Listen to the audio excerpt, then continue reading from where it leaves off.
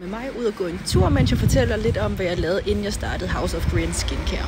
Og inden jeg startede virksomheden, der troede jeg altså, at jeg skulle være sådan en hardcore erhvervsjurist i mediebranchen, eller for et forlag som Aller Medie eller sådan noget.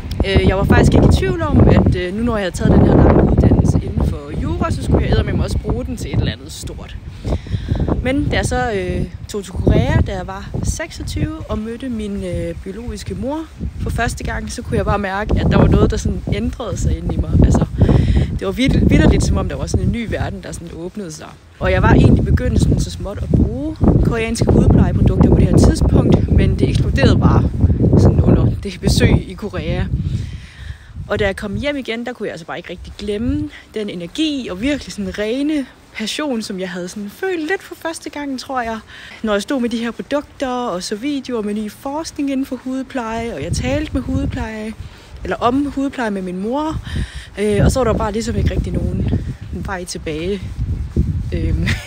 Så på en måde, så var det et svært valg at ændre spor og droppe den karriere inden for den branche, jeg nu troede, som jeg skulle være en del af, og på den anden side, så var det virkelig nemt, når jeg følte sådan godt efter nede i maven egentlig.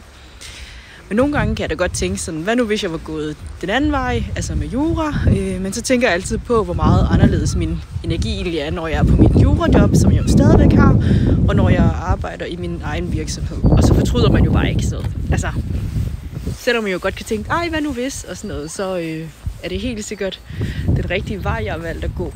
Det kan man jo bare mærke sådan noget.